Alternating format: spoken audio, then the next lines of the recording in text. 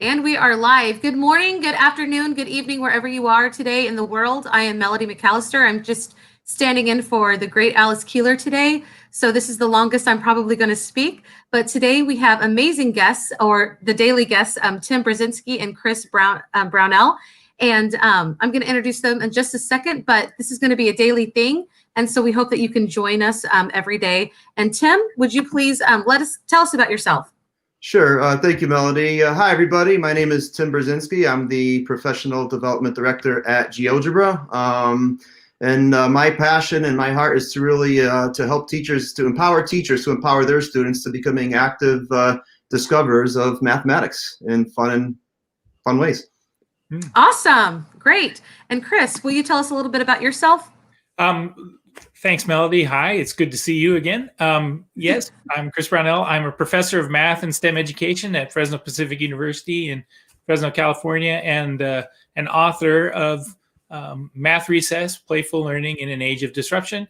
My goal is to be Tim's straight man today and ask all the questions that keep prodding him along in different directions when he feels like being silly.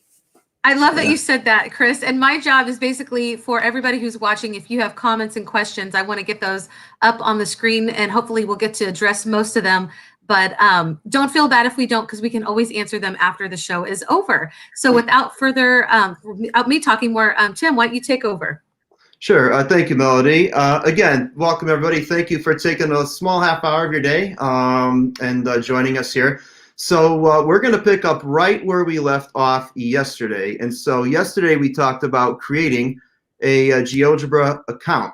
And if you're joining us for the very first time today, you have time to do that right now. Again, this is not a 5-hour webinar today. It's a half hour. We're going to learn one new little thing every single day for the next, I don't know how many weeks. Alice and I will keep this going, but we will.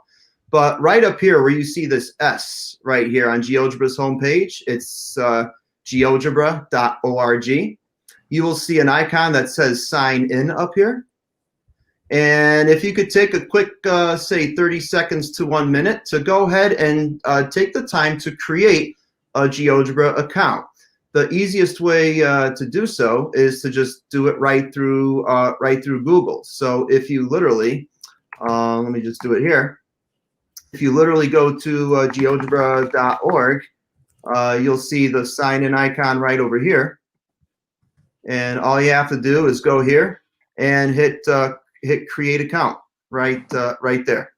You hit create account for the very first time. And all you got to do is just, most likely, most of you will do it through Google, some of you through Office or Microsoft, whatever. The point is, it doesn't matter. This is much faster because you obviously don't need a password if you just sign in through your login. Okay. So go ahead and take time to do that. And those of you that have GeoGebra accounts, go ahead and take the time to sign in. All right. And once you actually are signed in, you should see a little, you should see a letter in the upper corner here. This one says S. Okay. But usually it's the first letter of the username that you pick, if you will.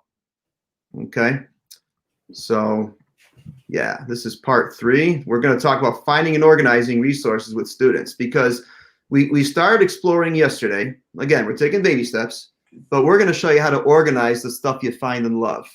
And then we're going to go play with it later. So once again, Tim, what kind of resources are you talking about that we might be able to find in here while people are signing in? What kinds of, just could you give a quick overview? Is this strictly a high school geometry collection of resources, or are there other things we can find? There's lots of things. GeoGebra is for everybody, kindergarten all the way through 16 plus, if you will. And in fact, right here, elementary school teachers, we're going to find stuff for you today. Kindergarten, first grade, yes, we will. Right here, if you go to the main swim lane on their homepage right there, you'll see a link that contain. You'll see a link, an activity link that has links to over 300 resources that you could use in elementary school. All right, middle school right over here, 500 plus. And yes, people already know there's a lot of stuff for high school math courses. And the fourth thumbnail right here, distance learning with GeoGebra. There's a lot of webinars in there, a lot of introductory ones. a lot of like, 1 hour webinars, but if you're going to watch these every day for a half hour, you don't really need that part.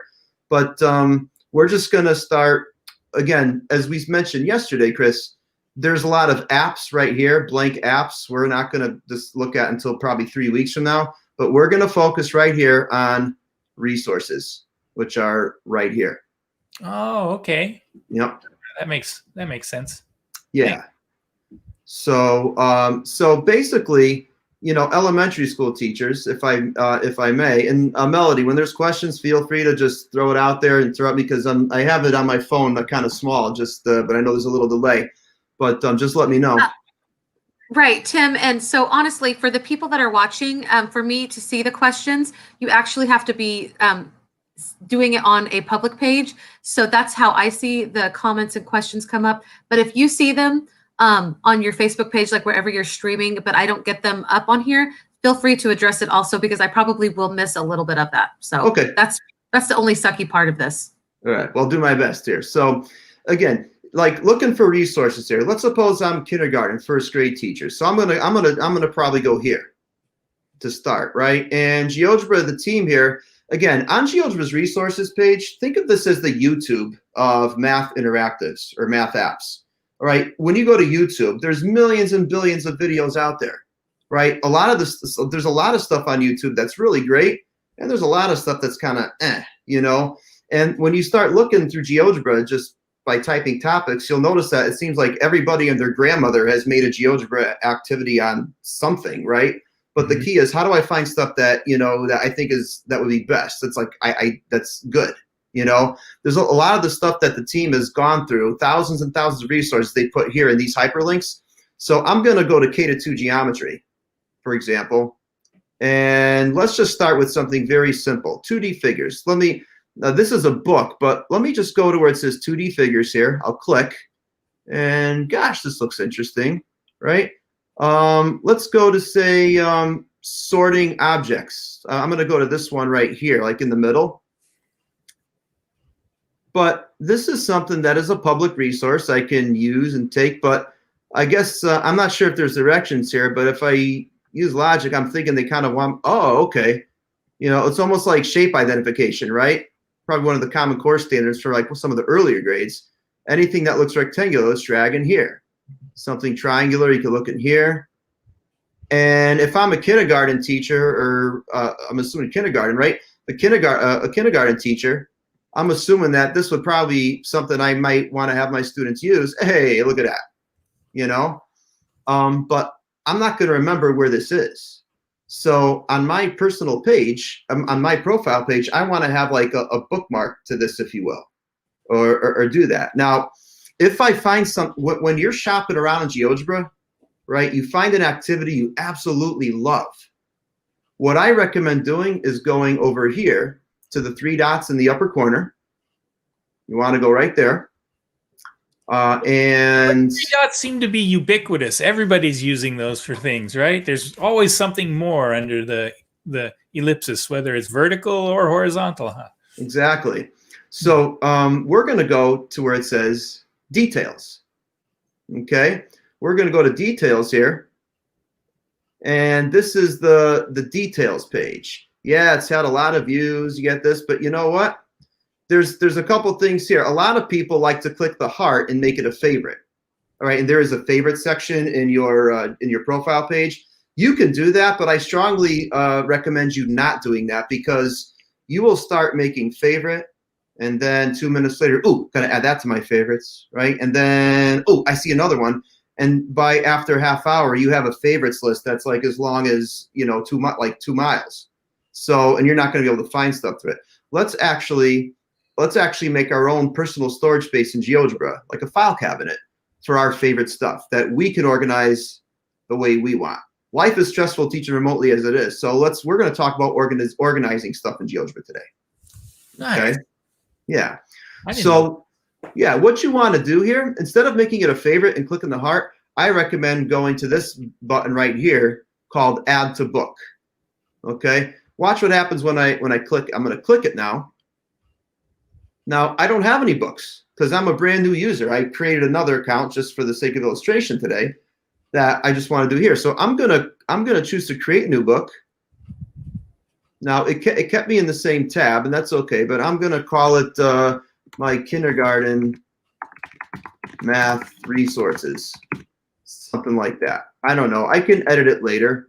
All this stuff is not needed. I mean, right now, I'm just going to keep it as shared with link visibility, so I might want to share it with a colleague later. I don't even need to make it public, because if you want to make something public, it's like an extra hurdle you got to jump through, map it to a Common Core standard. You don't have time for that. But just click save. Now, this is my book. I'm like in edit mode here, if you will. So, Hey, Tim. yeah, Melody. Hey, Tim, I'm going to introduce, I'm going to interrupt you. Catalina has a question. Can you use GeoGebra with Zoom? Should I ask my students to have the software downloaded on their iPad, computer, phone in order for us to work simultaneously? You could use GeoGebra over Zoom, sure. But if you, Catalina, if you watch tomorrow and Monday, I'm going to demonstrate GeoGebra Classroom, where you can see all student work in real time, and you won't even need to actually have students share their screens on Zoom, if you will.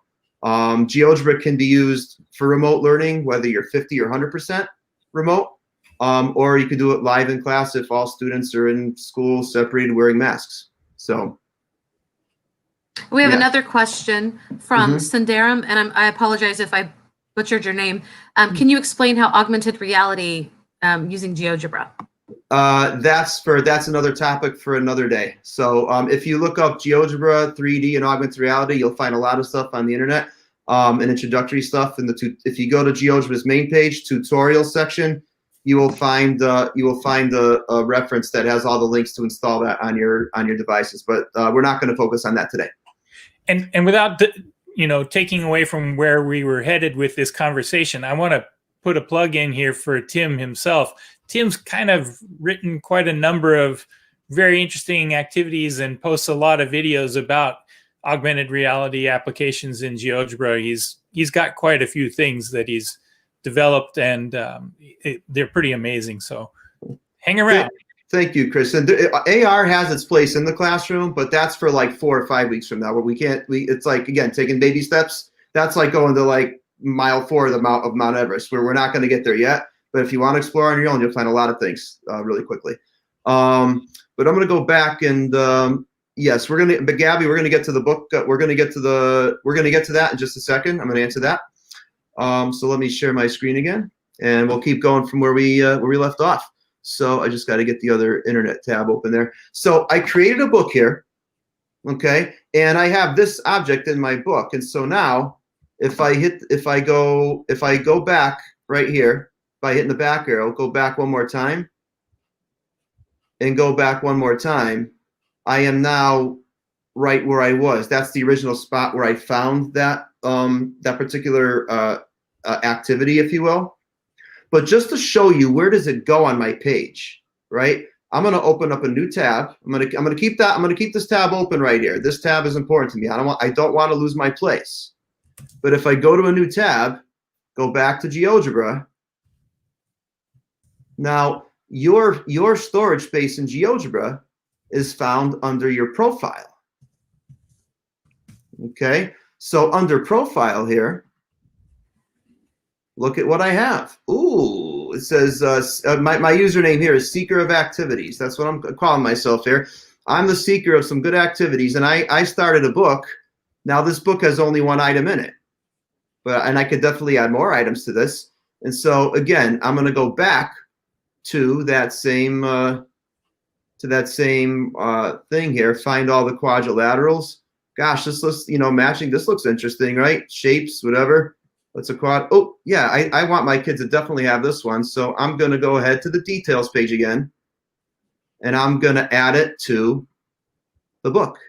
And I can make a new one right now, or I could just go to the same one I had it. And it's almost like I'm shopping for something one at a time, right? Ooh, I like this item, I'm going to take it. Ooh, I like this, I'm going to take it. And so by putting it in a book, I find that to be a way more effective. Let me go back to click GeoGebra. That's home base.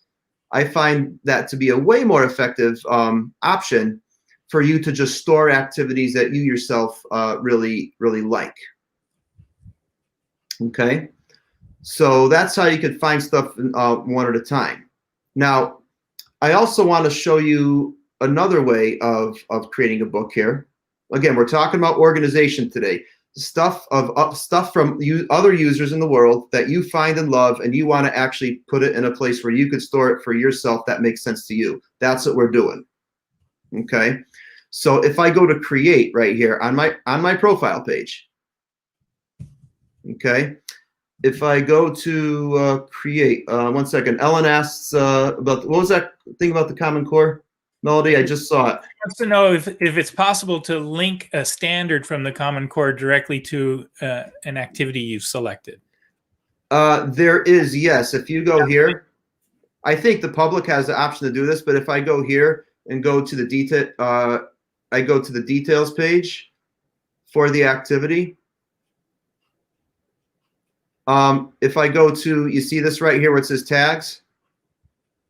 I can go plus, and I can type in CCSS dot blah, blah, blah, blah, blah. You can map a code right there if you really wanted to. So that when you type it in the search there, it could pop up. But this will not pop up in the search because right now, this is share with link only because it's in my personal storage space. So that might not be found. If you make it public, Ellen, you could totally do that. Okay. Yeah. So were there other questions that I missed? There's a question about, can you embed GeoGebra within OneNote? Yes, you can. We're going to talk about that either on Monday or Tuesday next week. Okay. Super. We're going to keep it agenda. We could go off on 8,000 tangents to get nothing done today, but we're going to answer all those questions in the next weeks in the little half-hour tidbits we have. I promise. Okay. So, and those questions are answered in other webinars online as well, right? I mean, yes. If somebody wants to really go out, needs to know today, there are resources for those available. Absolutely. And if you go to YouTube and type in GeoGebra OneNote, I did do a 5-minute demo on how to do it, and so it's there. It's just somewhere on YouTube, but you'll find it. So yeah. So right here, so I can create a book by looking at stuff and, ooh, I like it. But now I'm going to create a book that's empty. Now there's an activity, which we'll do next week, but what's going to do a folder is different. We'll talk about that next week. But a book. I'm going to create a book. Hey, Tim. Yeah. Caroline has a question. Sure.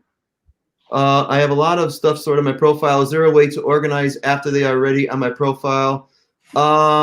Yes, there is. The way you could sort it. Now, I don't have enough stuff on this page to sort it, but I'll go back to where I am logged in as me, right here on my personal page. Right here, if you're on your personal profile page, you go right here. You could actually sort it by date created, last modified, or by title, or you could type it. You could sort it through these right here. Those are like your filters at the given moment for on your page. Okay. Awesome. Yeah. All right. Let's see. Hey, if a cluttered desktop is a sign of a cluttered mind, what's the sign of an empty desktop? Just kidding. All right. So let's see. Right here. I remember I'm going to go back to where I was. I'm going to create. Think of a book as a file cabinet. Watch this. I'm going to call it, let's say, middle school math or something like that, resources.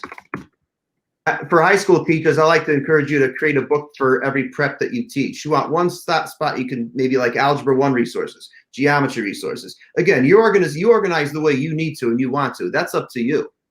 But right here, now every file cabinet has drawers, does it not?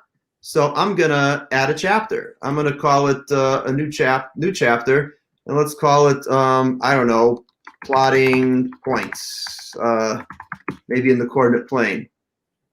All right. So anything in this chapter, I'm gonna put relating to that. A lot of teachers like to take their curriculum. Let's say the next unit is say working percents, right? Again, think of curricular topics here. That's my suggestion. All right. Maybe linear equations. Yeah, expressions and equations. But that may get too big. You might have to split up into 2 chapters later. This is always a work in progress, right? So now, sometimes, and watch this, I'm also going to do a new chapter called Pythagorean Theorem. Yeah, that thing shows up a lot. Oh, it does. Now I'm going to show you how you can actually add an activity in the middle of editing a book.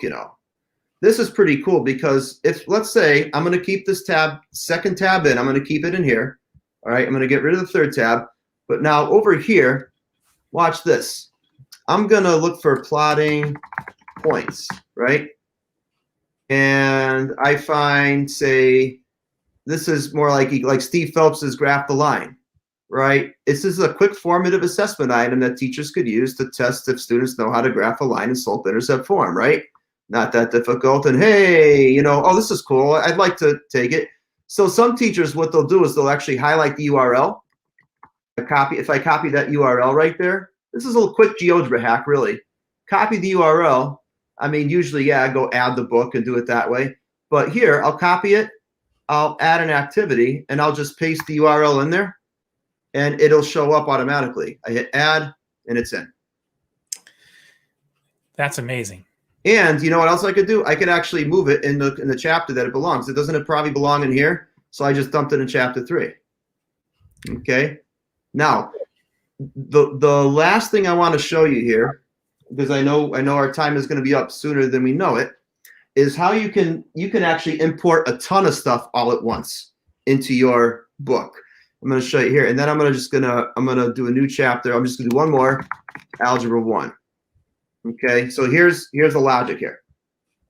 Again, this book is our file cabinet. These chapters are the drawers, and each activity here is like a manila folder in that drawer. Does that analogy make sense, if you will? Makes sense to me. Okay, so now Pythagorean theorem here. I know for a fact that we looked yesterday. Steve Phelps here, he's an amazing GeoGebra author. I typed Pythagorean theorem right up here. Pythagorean theorem. Watch this. The first thing that shows up is his book right here. See, a book is like a file cabinet. Steve Phelps is a file cabinet of these 30 beautiful dynamic illustrations without words. Remember we looked at this one right here yesterday with Alice, right? Yeah, dude, this was great. And there's another one very similar to it. Like there's another one that you could definitely use with 3rd and 4th graders right here. We're talking about area and fitting in squares and stuff. So instead of nitpicking these 1 or 2, whatever, why don't we just take all of these, since they're public resources? Let's take this whole thing and let's throw all of these in our book that we're making, and then we can throw out the ones we don't want later. Right? Yeah. So the way to do that is to go to the book title page, which it's the top icon, like right here. He called it Proofs Without Words. I go here, copy that URL. Watch this. Another cool GeoGebra trick. If you go to add chapter now, don't type new chapter. Instead, select existing chapter. And then I like to paste that URL right there. And look at what shows up. And so now what you do is you hit view content. And by just pressing a single button, voila. All of Steve Phelps's links are now in my personal book I called Middle School Math Resources. I just did about probably 45 minutes worth of work in like 30 seconds if I did it the way I showed you first. That's pretty amazing. So, and watch, I should drag this one in here, shouldn't I? Because it made a new chapter, but I might put this in here. This one's too hard, so I'm going to trash it. But I'm not deleting Steve's file because it's his file. What I'm deleting is the existence of his file in my personal file cabinet, if that makes sense. Okay. Okay. Shuffle these around as much as you want. You could shuffle the order. You can throw these in anywhere you want. You can move chapters around. You can move it. Teachers need organization. That's very important. Before you start using GeoGebra, organization is key. And I find books are an excellent way to help teachers organize the resources they love and find without clicking the add the favorites, because you get too many hearts. It's too much. So I think I can answer Omar's question. I think what he's looking for there is a way to push exercises to students. Isn't that something we're going to do in the GeoGebra classroom Yes. coming up. Yeah, I see the comment now from Omar. Yes, Omar, what Chris said, that's coming, okay, and probably in the next couple of days or so, okay. The one more thing I want to show you before we sign off here is this. Steve's proofs without words had no chapters in it really. Sometimes, if I add it, I'm going to add a chapter that's an existing. I'm going to search by topic and not URL say that I know. I'm just going to type in the Algebra 1 and see what comes up here. All right. Ooh, great curriculum right here. I am Algebra 1, geometry. Like all the GeoGebra apps that are in that curriculum, you could find right there. So you know what? There's also, let me just find something here. Where'd it go? Usually it showed up, but now it's not showing up. Whatever. Let me, let's say verbal to algebraic, view content right here. Okay. This book that I could tell it's mine is there, but it has 8 resources. It has 2 chapters in it. So if I check both chapters and hit import, it'll actually take the chapters that I had, and I can move it where I want. Say I move this in here because I want my chapter 1, and then I can delete the one I stole from, say, Tim Brzezinski, and then it goes away. You know what I mean? So again, this is your place to organize. At any time when you're editing a book, if you want to click on it, it opens a new tab. You can play with it as a student would. If you like it, keep it. If you don't, trash it. That's your prerogative, right?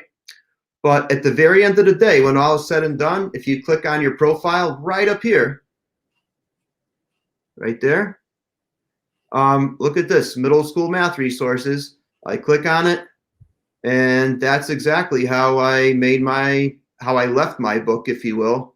Again, this is just for me personally to organize stuff that I find and love. And if you ever don't like something in the book profile, you could always go back to this where it says book. You always go back to these 3 dots, and you can edit the book again. By hitting edit book, it'll literally take it right back to where you were, and you could start editing, throwing stuff out, putting stuff in. Again, books are a great way to organize resources that you find and love. So again, start playing with it, and I would just suggest organizing stuff before we actually start copying things and doing some more advanced things in GeoGebra. That's my suggestion. Nice. So I'm wondering the context of Ellen's question. What would have happened if you'd made a question? I mean, a chapter. What would have happened if you made a new chapter with proof without words? It would just be empty. I could go to my book. Watch this. If I go back, I'll show you right here really quick. If I go back and edit that, so right there, let me go back to this. Go to my profile. If I go back here, Ellen, and go to edit book, I add a chapter called Proofs Without Words. It's okay. Like, you know, in Google Drive, you could have 2 files with the same name. It doesn't really care. Kind of the same thing. I just have another one called Proofs Without Words, and it's just empty. That's all. Interesting. So yeah, but a book is a great way. When I was teaching high school, I always again, I shared a book with my students, but I might say, hey, go to this one and whatever. But you know, when GeoGebra, groups came around and Google Classroom came around and Schoology, I actually took a single activity. Again, a book is a compilation of activities, but I would take only a single entity outside of the book, and I would map that to Classroom or some other LMS, and that's what we will talk about next week. Okay. So yeah. What languages are supported by GeoGebra? Are there other languages besides English? 73. So yeah, you're not going to rattle them all off. Huh? No. But I will share I think I stopped sharing my screen, didn't I? I apologize. I'll show you where to find it right here. It's amazing. GeoGebra, and they don't get paid for it either. GeoGebra has a team of translators, all volunteer translators all over the world.